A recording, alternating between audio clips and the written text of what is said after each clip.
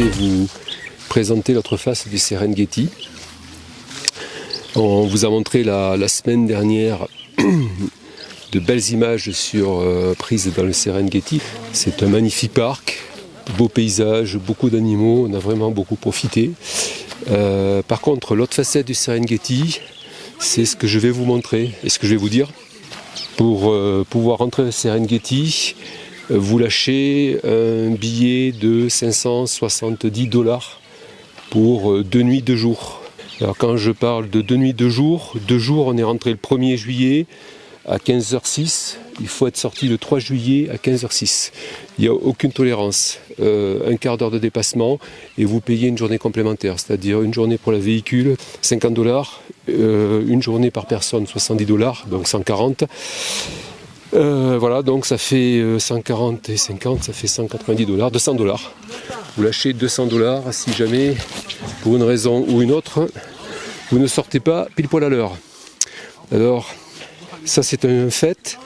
On a accepté de payer puisqu'on est rentré, si ce n'est que le service est déplorable. Quand on fait le tour ici des installations, on se rend compte que les installations sont plus qu'obsolètes. Il n'y a pas d'eau chaude, le reste des installations sont minables. Donc comme j'ai dit, pas d'eau chaude, je vais vous montrer un petit peu l'intérieur, vous le voyez derrière moi, les installations dans l'état où elles sont. C'est pour ainsi dire laissé à l'abandon. Voilà, c'est à peu près propre, on va dire. Voilà, les cabines de douche. Donc là c'est côté femmes.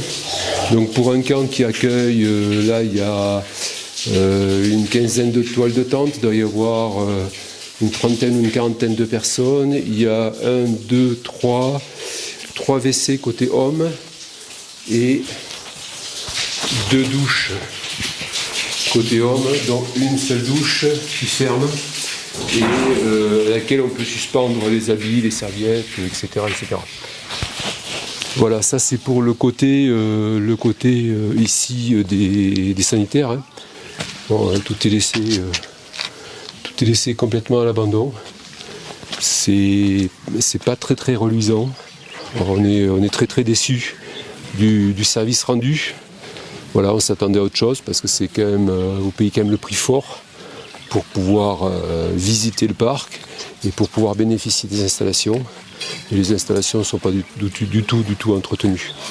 Alors ça c'est une chose. Après ça c'est une partie des infrastructures. Pour l'autre partie des infrastructures, ce sont les pistes. Les pistes sont défoncées. Elles ne sont pas du tout entretenues, c'est pareil, elles ne sont pas nivelées. Il y a des endroits où on a été obligé de quasiment rouler à 5-10 à l'heure, tellement il y a de tôles ondulées, mais des tôles ondulées avec une fréquence très rapprochée, une amplitude qui doit faire dans les 20 cm. C'est absolument lamentable. Donc bon, c'est vrai qu'on a accepté, bien sûr, on sait qu'on est en Afrique, mais comparé aux autres parcs que l'on a pu visiter à des prix nettement inférieurs à ça, comme Etosha par exemple, ou le Kruger, qui sont des grands parcs, des grandes références aussi en Afrique, il n'y a pas photo, c'est quand même autre chose au niveau infrastructure. Les indications pour se rendre d'un point à un autre, il n'y en a quasiment pas, très peu, c'est très mal indiqué. Il y a un plan qui est très compliqué à exploiter, c'est pas du tout pratique, il n'y a rien qui est fait en fait, je vais dire pour nous les overlanders. Voilà, c'est le sentiment que l'on a, parce que ici, globalement, la première journée, on n'a rencontré que des tour opérateurs.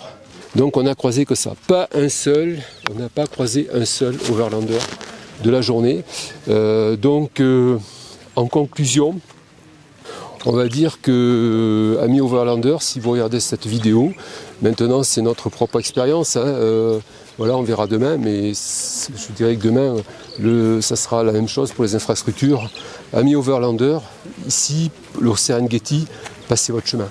Allez à Etosha, allez sur le Kruger, allez en Zambie, mais franchement, c'est pas fait du tout pour nous parce que les infrastructures campsite publiques, c'est ce qu'ils appellent les campsites publics, sont vraiment lamentables, vraiment lamentables.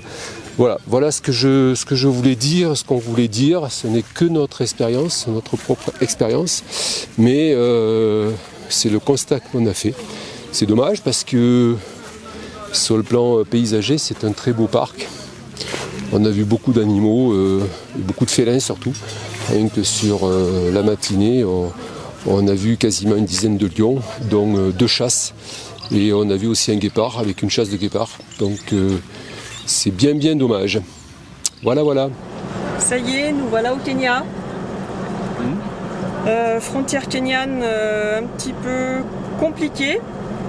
Ils ne font pas le visa au guichet. Il faut faire un e-visa, donc il y a une personne qui se charge de faire ça. Donc on part avec lui, il se charge de rentrer les coordonnées sur internet.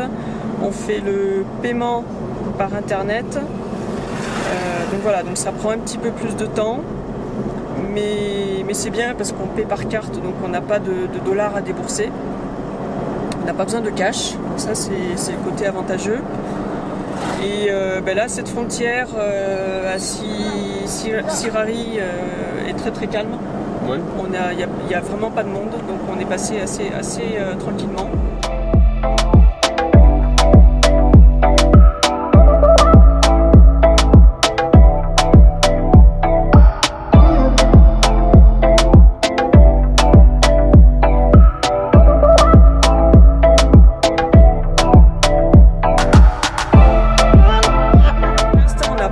Le visa, on a le reçu comme quoi le paiement a été fait avec un numéro de visa et là il était 5 heures, donc il faut que le visa soit approuvé par quelqu'un qui est à Nairobi. Donc la demande a été envoyée à Nairobi, sauf qu'à 5 heures il n'y a plus personne à Nairobi, donc il faut que l'on attende demain matin. On va recevoir par email l'approbation du e-visa. Et on n'a pas besoin de l'imprimer. J'ai demandé au guichet, il m'a dit non, vous n'avez pas besoin de l'imprimer, vous avez le reçu comme quoi vous avez payé avec le numéro de visa, donc ça suffit. Donc là, ça y est, on a retiré de l'argent. Comme tous les passages frontières, la première chose à faire, c'est retirer de l'argent pour pouvoir après faire les courses. Et puis ce soir, il est tard, donc on va aller directement dans un camping qui est pas très loin. Donc il faut qu'on ait de quoi payer parce qu'on n'est pas sûr qu'ils prennent la carte bancaire. Donc voilà, on a retiré de l'argent et puis demain, on ira acheter une carte SIM pour avoir de la com. Là, ce soir, il est trop tard parce qu'à chaque fois, ça nous prend un peu plus d'1 heure. Donc il est vraiment trop tard. Et en plus, ici, à 19h, il y a un couvre-feu, on ne peut plus circuler. Dans tous les cas, nous, on ne circule pas la nuit, mais même si on avait voulu circuler la nuit, c'est pas possible parce qu'à 19h, il faut que tout le monde soit chez soi.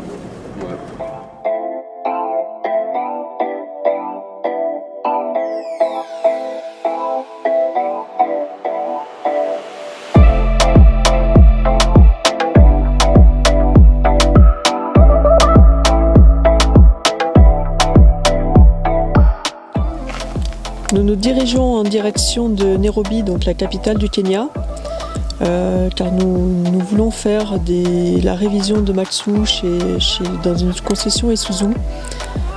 Et j'ai également moi des examens suite à ma maladie, des examens réguliers. Donc on va en profiter d'être à la capitale pour aller dans un hôpital et faire les examens dont j'ai besoin. On déménage. Ce qui ressemble le sac. Le sac arrière. Oh là là. Il est pourri. Ah oui, il est pourri de chez pourri.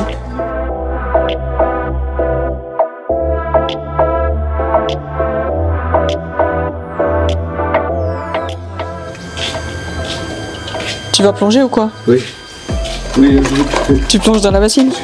J'ai la bassine et la baignoire pour plonger. On profite pour tout nettoyer. Bon, après, on va chez Isuzu. Ouais. Isuzu et je vais me renseigner pour mes examens et puis on ira prendre rendez-vous en même temps. Ouais, d'accord. Il y a ici qu'on va pouvoir vraiment faire les examens pour Nairobi. Ouais. Après, Ah, puis là on en profite, on a arrêté une semaine, d'en profiter quoi. Il y a plein de fois où on va repartir. Ça va être un petit peu compliqué de trouver un hôpital. Ouais.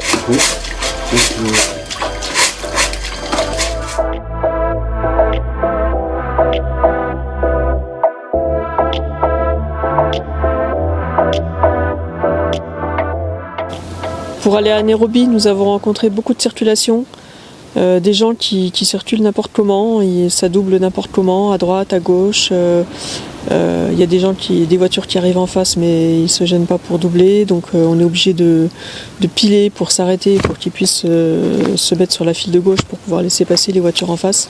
Enfin, c'est une circulation qui est assez dangereuse. Et le Kenya, donc on voit des panneaux Black Post. Ce sont des zones qui sont réputées pour être accidentogènes, et le Kenya est le pays où il y a plus d'accidents au monde. On te montre aussi quelques images des insolites que l'on a croisées au fil de notre pérégrination sur les routes et sur les pistes. Nombre de transports, souvent en moto ou en vélo, avec des chargements toujours plus scabreux les uns que les autres.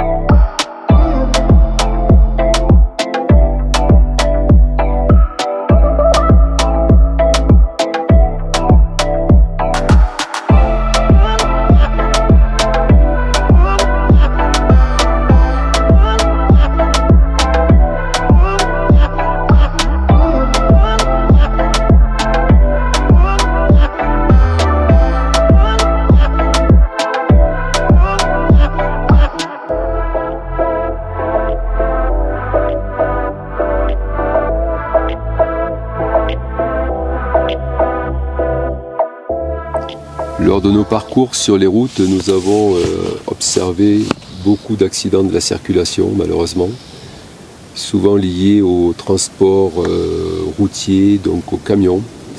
Beaucoup de camions renversés. On a malheureusement aussi vu des accidents catastrophiques, des personnes qui se sont fait renverser en vélo parce que les gens roulent très très vite en Afrique. Et en l'occurrence, en Tanzanie, je ne sais pas, dans les autres pays, en dehors de l'agglomération, la vitesse est nos limites. On peut rouler à la vitesse que l'on veut. Donc, bien sûr, je te laisse imaginer ce que ça peut produire sur les routes, avec des routes qui sont particulièrement pas bien maintenues, donc plutôt défoncées, avec une mauvaise signalisation au sol. Donc, ça engendre bien sûr des accidents assez fréquents.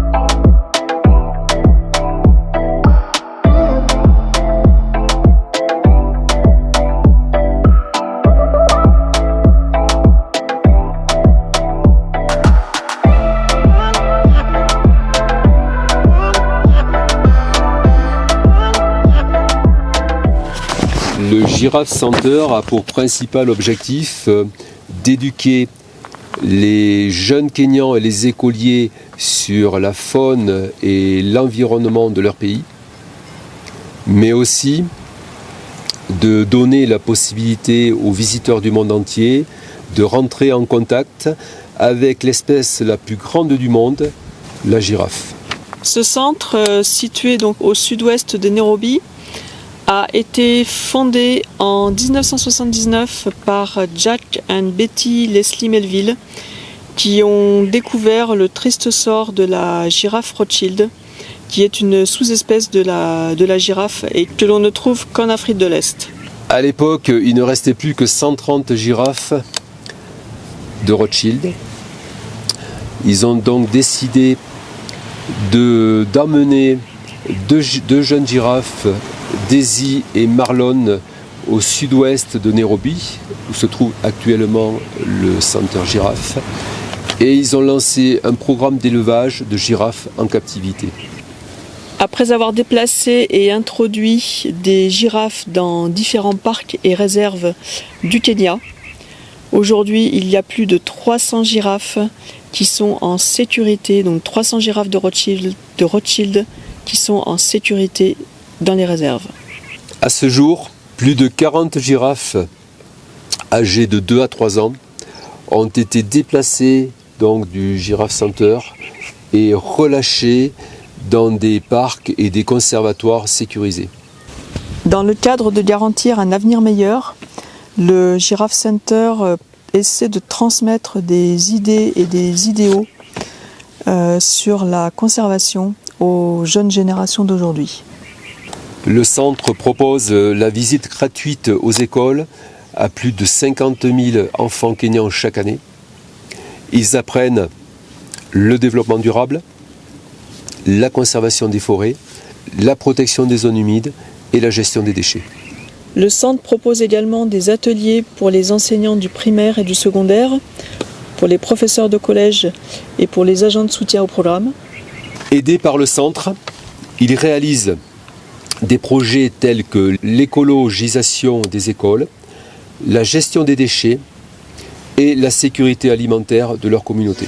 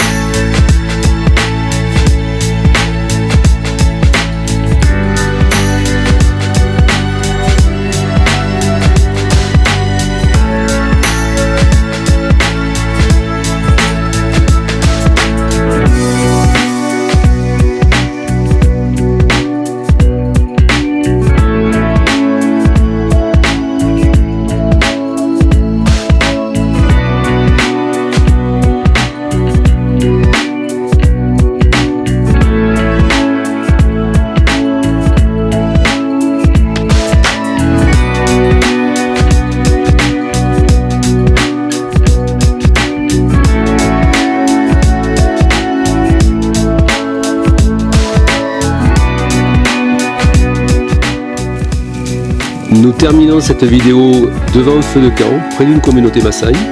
Nous te retrouvons la semaine prochaine pour la migration des gnous. Abonne-toi. Mets des pouces. Mets des pouces. N'hésite pas à mettre des commentaires. Porte-toi bien. Passe une bonne semaine. Et ciao, ciao. À très bientôt. À la semaine prochaine.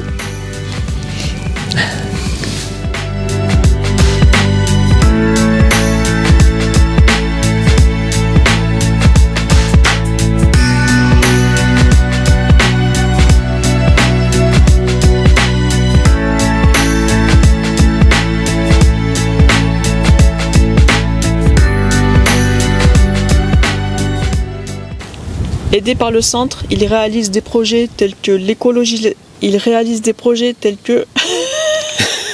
Il réalise des projets.